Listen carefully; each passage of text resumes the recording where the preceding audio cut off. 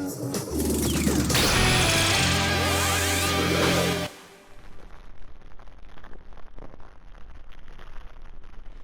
people, this is Ryder here with a written review with Kamen Gaim, Complete Selection Modification, Sengoku driver. Released on Premium Bandai, part of the 3-year CSM Project Arc plan, this product is a new collector-graded release of the original DX toy back in 2013. Taking a look at the box, it follows the standard design that has carried over with prior CSM releases. The front of the box comprises of Gaim alongside the name of the product and an embossed juice splash. All the sides of the box, then the back with the other forms of Gaim that are included. Opening the setup, we have a large styrofoam tray comprising of the contents of the set. The Sengoku driver base itself, the cutter blade, the Gaim Ryder indicator, the Genesis core, the Sengoku point, 2 lock seat holders, 3 lock seats, 2 types of belt straps, the belt back cover, and the instruction booklet for this set plus future releases. First up, looking at the Sengoku driver after attaching the cutter blade and Ryder indicator. While it is based on the mold of the DX toy, there have been some changes to make its appearance more in line with the suit prop. Most obviously is the lock-on arm now being one solid piece as opposed to the DX's being able to swing open originally. Next thing is that the plastic base is now painted with a dark navy blue color, with the lock seat slot remaining untouched. Other changes comprising of the back molding of the Ryder indicator being altered due to the original pin system being upgraded from 2 buttons to 5 buttons. The release button for the Ryder indicator no longer being the only pressable button, and the addition of die-cast metal to the cutter blade and the lock-on arm. Moving on to the belt straps for the Sengoku driver, we have 2 types to indicate which version you are role-playing as. The yellow straps to correlate with the prototype versions, and the silver straps to correlate with the mass-produced versions. The straps are a severe upgrade to the original DXs, as besides being more show accurate, they can be adjusted through the luggage straps and clipped on the back, leading to the belt cover, as it is now a Velcro strap that you simply cover over the belt clip. With these kind of straps, they are durable enough to not get stuck in position and allow adults to wear the driver more comfortably. Alongside the belt straps are the lock seat holders. As mentioned before, you get 2 for this release to replicate the Sengoku driver when transformed into Kiwami arms. The holders are cast in the same plastic as the Sengoku driver, and still retain the gimmick of holding up to 3 lock seats through the hooks. Just now, instead of the side clip, we have the same Velcro strap feature from the driver's back cover. Secondly, we have the faceplate-like attachments. The Genesis core is a nice, weighty piece thanks to the die-cast metal on the lock-on arm, and a nice matte black paint has been applied. However, this Genesis core cannot slot into the Genesis driver, as the gap for it to insert has been filled out. The Sengoku point, on the other hand, is similar to its DX counterpart, just with the already explained specification upgrades already mentioned. Last thing to look over are the 3 included lock seats: Orange, Kachidoki, and Kiwami. All 3 of them retain their DX counterparts looks, but now are painted more sharply. Alongside that, the general lock seat mold has been changed to make its appearance more show accurate, such as the screw protrusion at the top left being removed, the battery cover being text-free, and the change of the clear plastic to being molded metallic plastic. As for Kachidoki and Kiwami, they retain most of their clear plastic, just now with more black that is less transparent. There is also the addition of this small button so then the lock seat can now indicate whenever it's opened or closed when in the Sengoku driver. Fortunately, this is at the cost of an on and off switch, as they've been swapped out for pull tabs in the back. In addition, for Kachidoki, the placement for the clip that holds down the plate for when it's in use with Kiwami has been changed to being on the side to give it a more seamless appearance. Kiwami, on the other hand, has lost its ability for the lock hook to actually swing up. Going over the sound patterns for the lock seats, all of them include the sound of their materialization when the pull tab is pulled. Then, if applicable, pressing the back button of the lock seat will play 1 or 2 transformation callouts for that character. From this point, there are 2 different patterns the lock seats go off of. All the lock seats from default start at present world mode, which then by unlocking, plays 2 variants of the crack opening. Holding down the back button is how you change modes, which the second mode is Heisei mode, which changes the unlocking sound by playing 2 variants of the arms materializing. The next 2 modes are the Jinba shortened modes for both present world and Heisei, as they play the same unlocking sounds from those prior 2 modes. but function differently in the Sengoku driver. Lastly, for the normal lock seeds such as orange, we have the Invest Game mode, which mainly works off of the back button, as unlocking it twice releases the monster and seals it back in. Kachiroki and Kiwami, on the other hand, since they are special lock seeds, have their own special tube sounds in place of the Jinba shortened modes, which are the first transformation and Megahex battle modes, which for Kiwami when unlocked contains the sound of Kota being resurrected, albeit condensed due to internal space.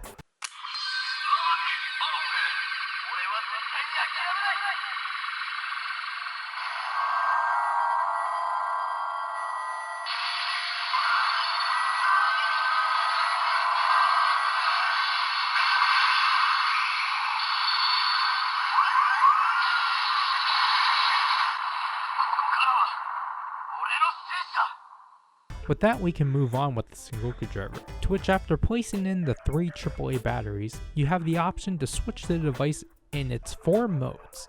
For the first 2 modes, it comprises of which side you slide the switch in.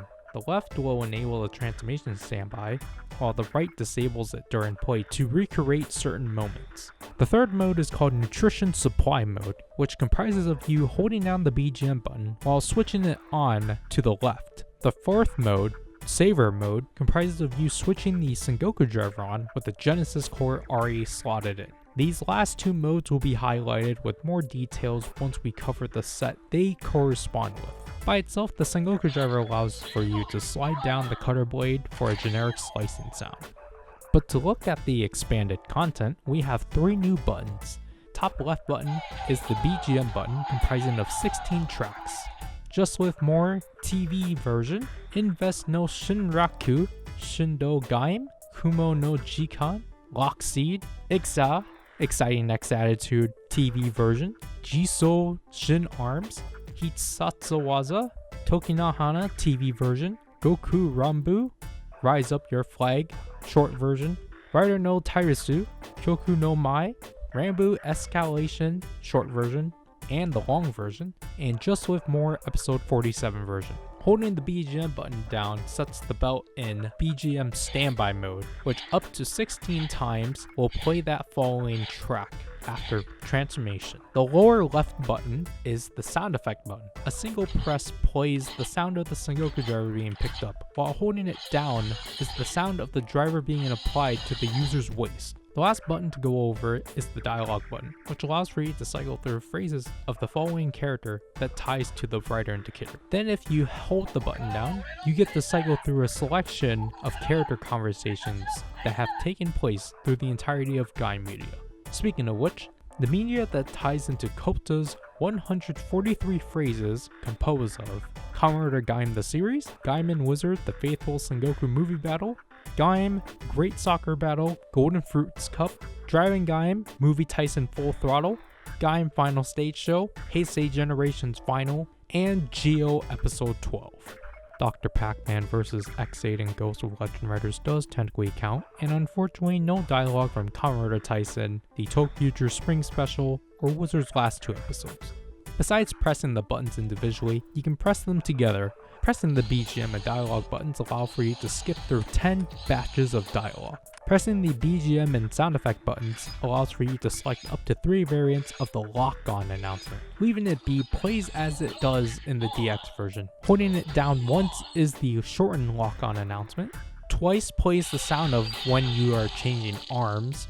Holding it down 3 times turns off the lock-on announcement and the standby to replicate loading the lock seed back in the belt. Lastly, holding down the dialogue and sound effect buttons allows for you to change the slicing sound. Just like the lock-on announcements, there are 3 variants.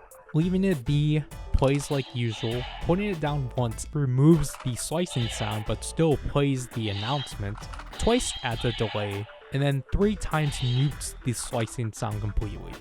Now with all the features out of the way, we can demonstrate the transformation process. Simply unlock the lock seed to your preferred setting, set it in the center of the Sengoku driver, press the lock down, and slice the lock open. Additionally, you can press the dialogue button to hear the henshin call out if you haven't done so already with the lock seed.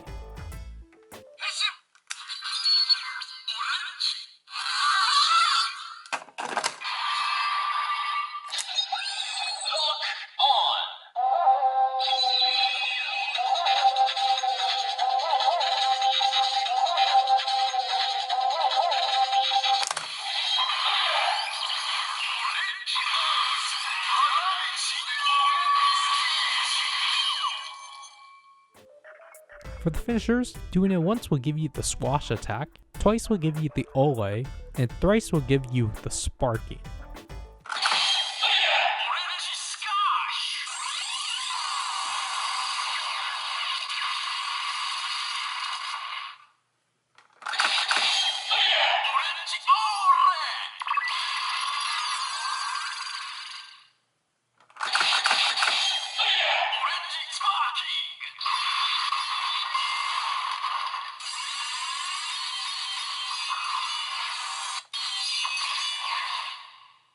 In addition, if you were to transform with the back button pressed prior, the attack sounds will have the addition of the character cry.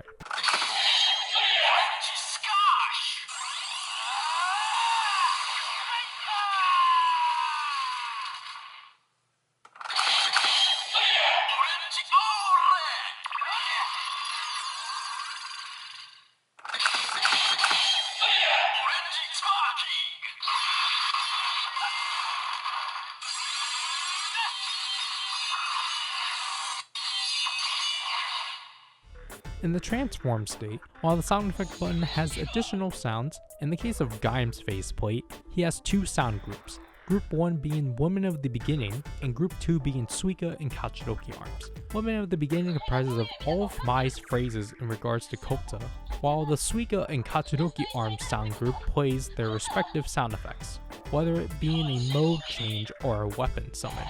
Speaking of which, let's use Kachidoki in its first transformation mode.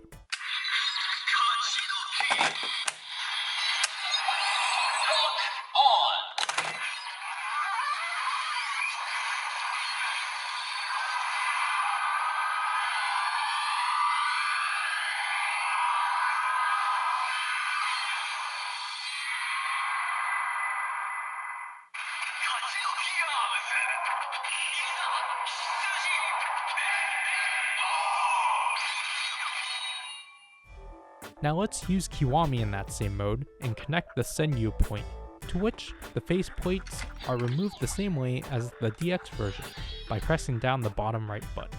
Alternatively, you can set the Kachidoki lock seed in Mega Hex battle mode to replicate the immediate transformation to Kiwami arms.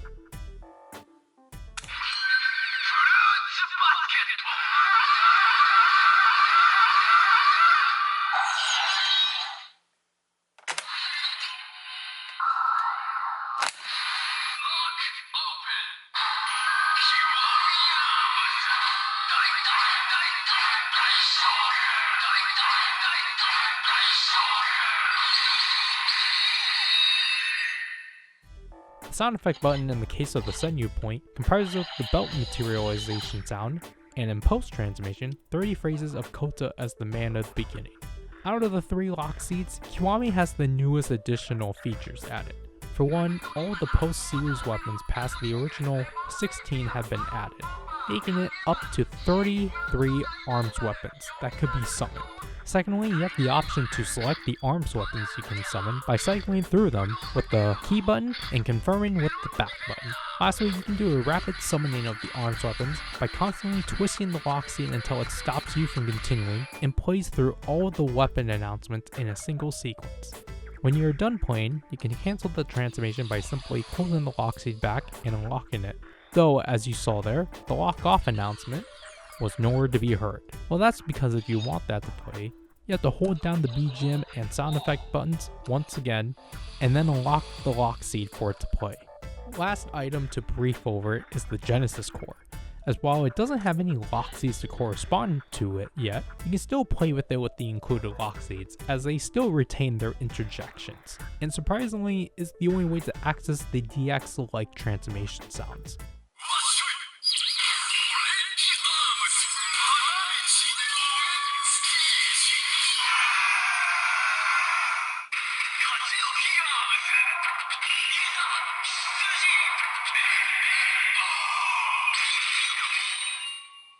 Also, as you can tell, this release of the Genesis core actually plays a sound for whenever you lock on, thanks to the pin that comes out and presses this button within the Sengoku driver.